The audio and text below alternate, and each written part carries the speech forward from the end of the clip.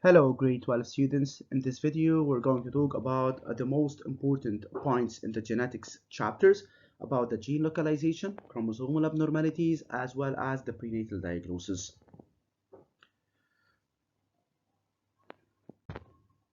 Gene localization. Gene localization is known to be either autosomal, meaning that it's located on the autosomes for both males and females are affected, or gonosomal in the sex chromosomes X or Y, or the homologous part of X and Y. If you want to deny the non-homologous segment of Y chromosome, you have to know that every affected father should have an affected son, or none of the females should be affected. However, if we deny the non-homologous segment of the chromosome X, every affected daughter should have an affected father. While if we deny the homologous segment of X and Y, every affected son and daughter should have affected father. So every affected son and daughter should have affected father. Here, gene localization, this is the first session in the year 2021. Here we have this pedigree. First of all, they ask you to specify if the allele of disease is dominant or recessive, and then they ask for the gene localization. Here, as you see, parents 1 and 2, they are normal, yet they gave birth to affected individuals 5 and 6. So the allele of the disease was masked.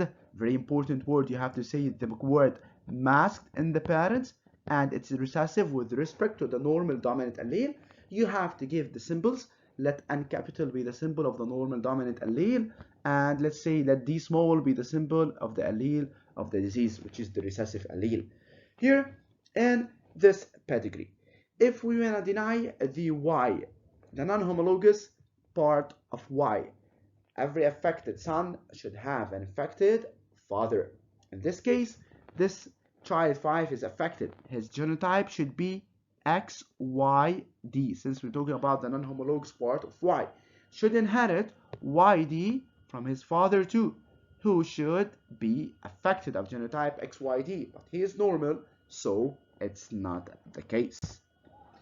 If we want to deny the non-homologous segment of X, every affected daughter should have an affected father.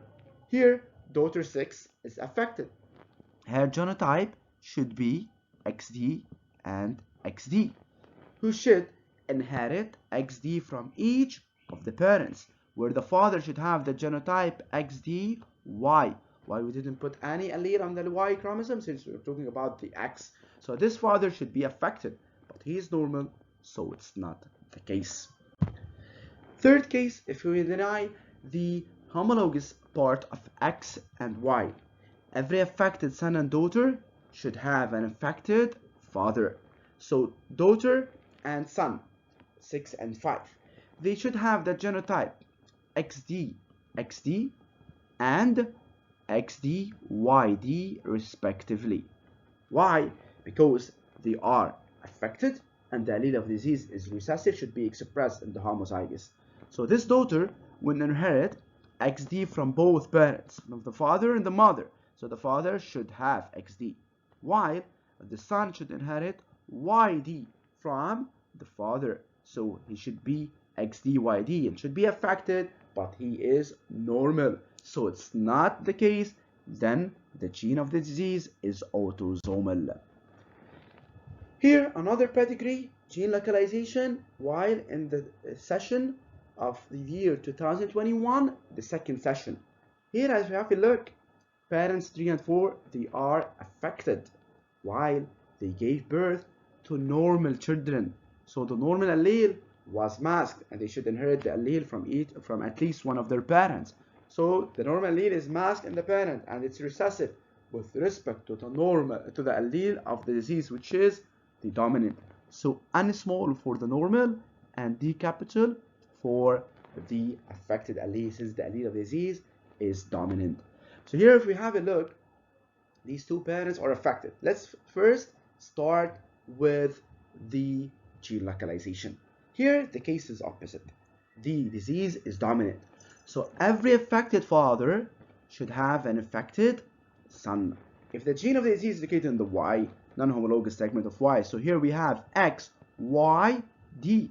who should transmit it to his son, who should have genotype XYD and should be affected, but he is normal, so it's not the case.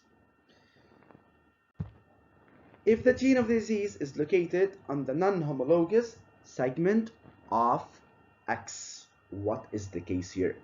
Homologous segment of X, every affected here is normal, and here both of them, they are affected.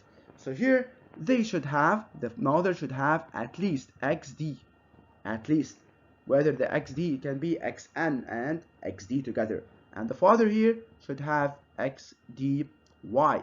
So here Y will be inherited from the father, but XD should be inherited from the mother and should be affected, but he is normal, so it's not the case.